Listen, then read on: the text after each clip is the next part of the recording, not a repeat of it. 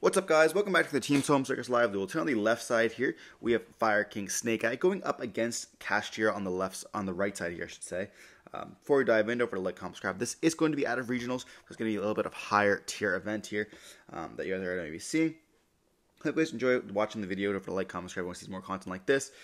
And shout out to the regionals for everyone letting us record, as well as both players here. We are going to be seeing the Kashtira deck and be going first. You know, one of the best decks to go up against the Fire King strategy. Really anything with Shifter, but will we see Shifter is the question. And we do start off with the Shifter, okay. Then we're going to summon out a copy of the Unicorn. Unicorn can activate its effect, searching for a copy of Birth or a Theosis. We're going to search for a copy of Birth here. We then get to activate a Pressured, activate Terraform, which then searches for the copy of Pressured Planet. Then we can activate the effect. Searching is for a copy of the Rise Heart or a Kashtira. Fenrir, depending on what we have in our hands, you know. If we go for the Fenrir, we're going to be most likely normal summoning it out by using the copy of Birth. Then we can activate the effect to also search for a copy of a Rise Heart here. But we're going to be searching for a copy of the Rise. And then we can special note the Rise here by activating the effect. And then we're going to be activating the effect of Fenrir. We're going to be banishing a Fenrir off of that. Then we're going to activate a Birth. And then Birth will let us bring out the copy of Fenrir from that banished pile. We do get to activate the effect of Fenrir to also search for a copy of Scareclaw Kashtira, which is quite nice. And then we get to overlay for a Shangri-La, which will summon out a copy of the Unicorn during the standby phase. Or in a set additional card and pass. What's really nice about this is that we actually have Pressure Planet plus Shangri-La, so we will be able to have a pop, depending on when we want to activate that effect. Well, just a pop, I guess. You know, when we want to use that Unicorn or that copy of Fenrir. What's really nice is that Unicorn just activates and doesn't really care what's on the field. So it's going to be able to pop a card from their extra deck and then just pop a card on the field due to the effect of Shangri-La, which is going to lock us down and then you pop. But with, like, if things get too out of hand, then you get to have the effect of Fenrir to do it immediately, and then like you get to also pop a card on the field, or banish one face down and then pop an additional one, which is nice. But we're going to be seeing the Fire King deck going to be scooping it up, and so the reason why they do this is because at a regional-like event, your opponent doesn't know exactly what you are playing, so if you just scoop it up game one prior to knowing, they just know that like your deck is going to be good, or their hand wasn't good enough for that. But there still really isn't knowledge. We are playing in like a kind of tier 0 format, so chances are they are playing a fire relevant deck. So it's kind of like a little bit less good currently due to that reason, but otherwise it's still very valid. So we're going to be seeing them side here. I mean, what do you really side against Shifter is the question. And the problem is with like Shifter is such a powerful card. But like even in this case, if you're playing Kashtira, there is a chance you just side out, or you just do the same thing. You know, in a Kashmir match, you just scoop it up, and your opponent doesn't really know what they're playing. They think you're playing a deck that's a lot better. Like let's say they're thinking you're playing Fire, so they keep in their Shifters. They're gonna have some dead cards in their hand, especially when you can just make Shifter yourself, or just you take out Shifter. You know what your opponent's playing. You get to play like those going first cards that are absolutely devastating, and then your opponent's just sitting there with nothing. You're essentially going to be immediately winning game 2. But then the question is can you win game 3? So you're going to be cutting and shuffling it up here. I do see Ash, Flamebird, Kieran, and then a Imperm as well as a copy of Anti-Spell here, which is quite nice. We have the Imperm for the copy of the Snake Eye Ash that's going to be going through here. Going to search for a copy of Poplar. Poplar can then summon itself out. We're going to activate the effect. We have to use the Kieran right away, which is unfortunate for us, but we were able to dodge an Imperm and get a card on the field as well, which is quite nice. We search for a copy of Origins here, which will give us access to our Ponyx. We're going to activate the effect, sending the copy of Poplar. I feel like in this case, we probably should have gone for a Linkuriboh play first. And we're going to actually go for the Oak here, and Oak's going to be able to bring back out the copy of the Ash. We're also going to place the Poplar in the spell and trap card zone. We're going to activate the effect of Ash, sending itself plus Poplar. And they're checking out, making sure they can summon it from the hand, because they do have it in the hand here, which they can do. Then we're going to be linking away here for a copy of the Link Karibo. So the reason why I don't really think we should do this is now we have to really go into something else here. And we can't go into IP because it does not take a link. It has to not be a link. I've made that mistake many, many times before. We have to go for a copy of the Heat Soul or Heat Leo or Sunlight Wolf. I'm trying to say Heat Leo. What the heck? Am I using the copy of Kieran? But we're going to be making a little bit of a worse board there, going with that Hita. Then we're going to be bringing back out with Flamebridge. Then we're going to link away into a Princess here, which is fine. You know, all you need to do is link up. Then we're going to summon back with the Flamebridge here. We then can use, and it should be in the wrong zone, but those two to go for a copy of the Anvil Whale here.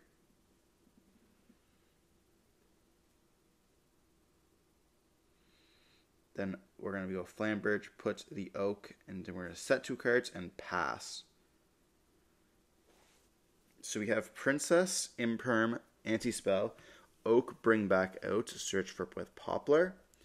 And then we also have the Flamebridge effect as well. So we're going to go effect in the draw phase. We're going to hit up that copy of Anti-Spell here. So they are going to have a little bit of a problem beating over those stuff because Kashtira is known to play those power spells. Looks like they only have 1 spell in the hand though. So we're going to summon out a copy of the Fenrir. Fenrir can activate its effects. We're going to hit that with an Imperm. Chances are they won't have any other extender unless they have a Rise Heart or a Scareclaw in the hand, which is quite slim. There's only 4 cards in their deck that really have that opportunity.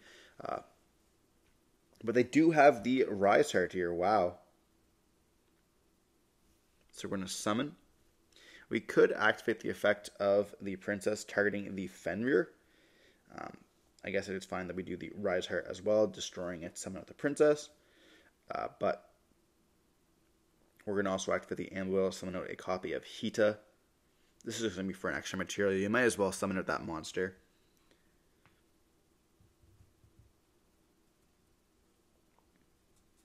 But we can go for a Typhon here. Typhon can bounce back the copy of Flamebridge.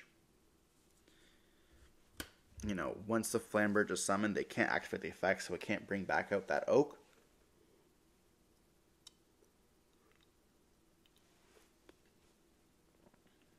So we're going to see the bounce Flamebridge back to hands, and they can beat over the copy of Kieran. There's no Fire King cards in rotation, therefore we can't activate any effects. They're going to set additional card and pass. So we have Flamebridge and 1 unknown here. There might have been a world where before they summon you, just after that, they don't have any other plays. They could make it Typhon, so you probably go Flamebridge then. You've already activated a monster effect, so you don't really care about talents. There's not anything else that they can do. Their Impermed is already on the Fenrir, so you might as well just do it because there's no case. There's no reason not to. What else can they have? They can't Valor you. They can't Talent you. They're under Cosmic, or they're under Anti-Spell. They can't Cosmic you. They can't Birth. They can't Thrust. There's no other lines that they can do. They don't have any other extender. So might as well just do it. Get that card out. They're going to go Battle Phase and attack with the Hita, which is going to crash. And then you get to activate the effect to search for a monster here.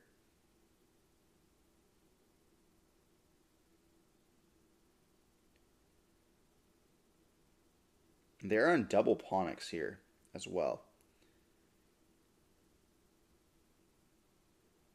We're going to search for the Ponyx. And then I believe Ponyx effect can activate. No, it's not going to activate. Okay, we're going to go for the Crash of Anvil Whale. Then we're going to attack them with the Princess here. We then get normal summon with the Ponyx, activating the effect. Then I'm going to search for a copy of the Circle. I wonder if we're going to be fumbling with the Anti-Spell ruling with the quick plays. It has to be set for a full turn before Anti-Spell can activate. A very important ruling there. We're going to set 1 card here, which is obviously the Circle. We have the Flamebridge in the hand, plus another unknown. And we pass on that. There might be a world where we link away for...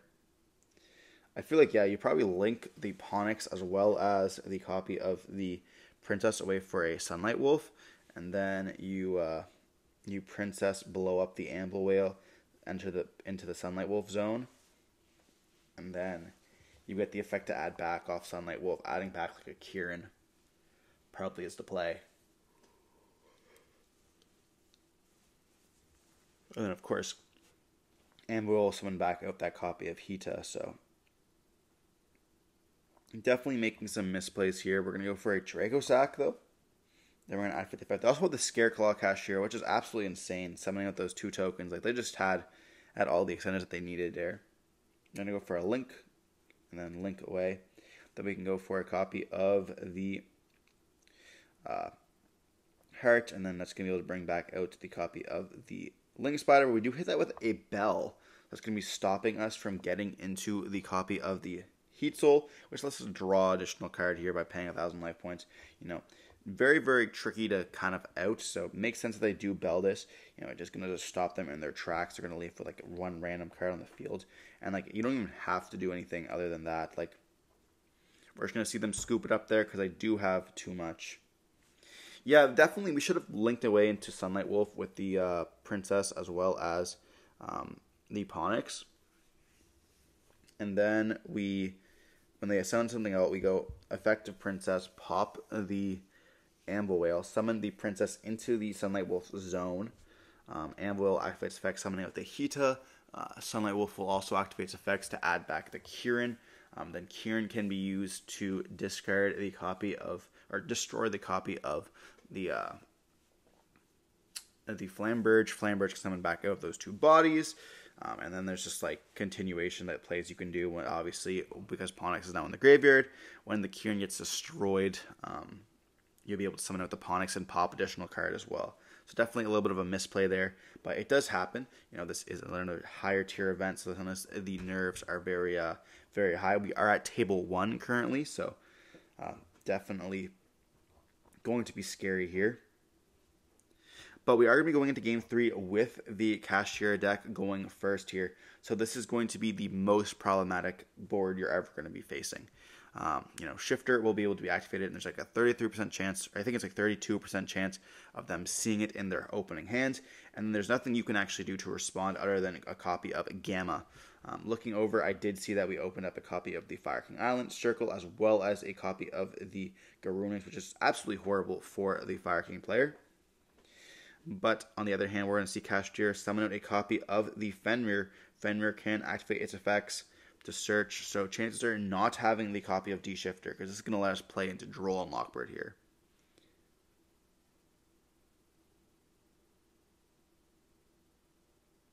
Then we're going to search for a copy of Unicorn. Nothing on Res. We're going to activate the Pressured Planet. Searching for a copy of Rise. Then we're going to activate the Birth here, so we just have it all. Then we're going to be summoning out the copy of Unicorn, off the normal summon of Birth, activating the Unicorn effect here, banishing most likely a copy of... I don't even think it matters. You can go for Birth. Yeah, Birth, because then you can get it off Theosis. Oh yeah, we're just going to add Birth, okay. Then we're going to go for Draco Sack. Draco Sack can activate its effects. We summon out our tokens. And then we're going to link a Link Spider. You guys know how it goes. Then we're going to go into a copy of the Golem, and then we're going to bring back out. We then can go into a copy of Heat Soul here, or just go into a copy of Appaloosa as well. Another possible option that we can do. So we're going to do Appaloosa for 3 here.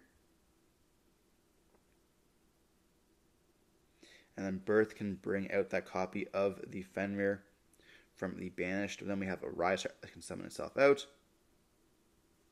Then Rise will activate its effects. It's crazy that Birth is summoned from Graveyard or Banished.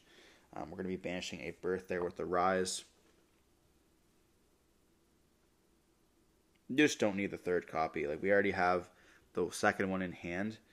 So we're going to have whatever we need to. Then we're going to be activating the Theosis, or the Scareclaw Kashtira, banishing the Unicorn once again, going for a Shangri-La this time. That's going to be able to summon out a copy of the Unicorn during the standby phase, and this is like the ultimate end board here. We have a 3-mat Appaloosa, we have a Fenrir, we have also a copy of Shangri-La summoning out a Unicorn. As well as Birth, banishing those 3 cards when they activate a spell, which is just disgusting. If you can end up hitting that Garunix, you end up just taking so much away from the graveyard. Then Standby phase, we're going to see Shang summon out a copy of the Unicorn there. And we also have a Pressured Planet on the field as well, so, we're going to get additional pop. We have 3 negates, a pop, a banish, and then a extra deck rip here, as well as banishing 3 cards from the graveyard, which is pretty nice. And then alongside 2 cards in hand as well, we know one of them is a Birth, but I suppose there is one unknown. We're going to activate the Island. Island effect's going to also activate here, destroying the Ash Blossom, which is what I'm assuming we drew for turn. We're going to search most likely for a Kieran because we already have the Grunix in the hand. So we're searching for the Kieran, which can then let us summon out the copy of the Garunix. But the problem with this is that we have the Fenrir on the field. So I'll take a second to read the Garunix, interestingly enough. They are going to Appaloosa negate that. So it's now down to 2 negates, which is 16. Well, I guess it has more because of Pressured Planet, but it's at 19 currently. We're going to go Diabellstar, send. So actually, in this case, I feel like we should have sent the Garunix because we have the circle in the hand.